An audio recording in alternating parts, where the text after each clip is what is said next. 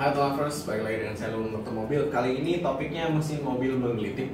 Nah ini topik yang memang udah lama banget, saya udah banyak banget bahas, saya bahas lagi di sini dan saya ada gambar sedikit, lebih kinclong dikit ya kan. Cuman pada dasarnya menggelitik atau knocking ya bahasa Inggrisnya itu tiga hal aja sih. Kenapa mobil itu bisa menggelitik? Yang pertama adalah ignition timing. Ignition timing itu adalah koresponnya kapan busi ini memercik api atau kapan businya itu dia nyetek gitu supaya yang di dalam itu bisa kembas atau terbakar. Nah ceritanya ini busi, ini injektornya, ini piston, ini crankshaft dan bla bla bla. Yang hijau ini cylinder liner, yang hitam-hitam ini kerak karbonnya. Nah ignition timing ini untuk mobil-mobil lama itu memang bisa dinaikin atau diturunin. Nah dengan cara diputar camnya.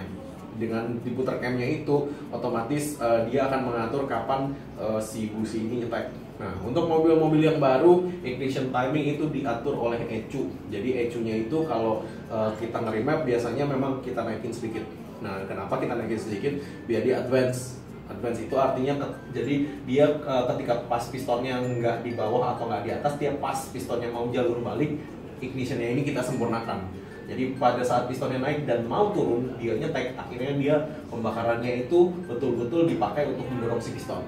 Nah, kalau nggak ngerti, jangan dimainin ignition timingnya. Kenapa? Ntar kalau ignition timingnya berubah, setelannya berubah malah nggak enak gitu loh mobilnya.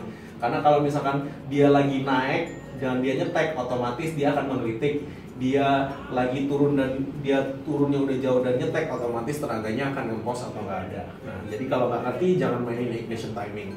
Yang kedua adalah karena kerak karbon.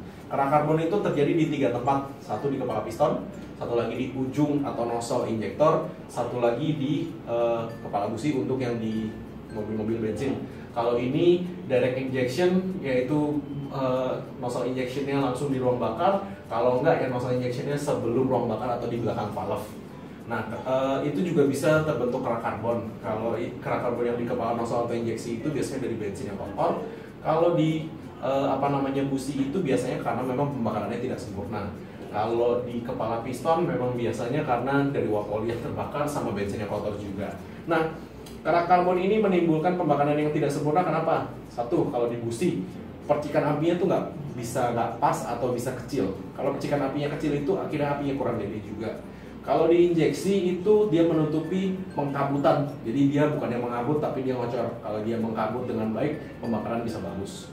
Kalau di kepala piston itu kenapa menghambat sekali untuk mesin mobil menggelitik itu? Biasanya sisa-sisa pembakaran tuh di sini nih. Nah, sisa-sisa pembakaran masih ada sisa-sisa residu bensinnya, itu yang kebakar lagi. Jadi ketika dia naik, belum saatnya bensin itu nyetek atau melakukan combustion, pas pistonnya ini naik, dia udah kebakar lagi yang sisa-sisa dari sininya, otomatis mobil akan menggelitik. Yang terakhir adalah terlalu panas. Nah, ini saya sering sekali dapat di mobil-mobil Livina, Avanza, mesin-mesin jenis itulah.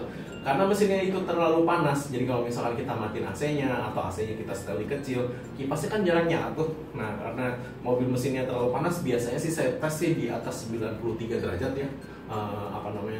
Coolant-nya, temperature coolant-nya itu biasanya ketika udah 93 derajat ke atas, itu udah pasti ngelitik. Kenapa?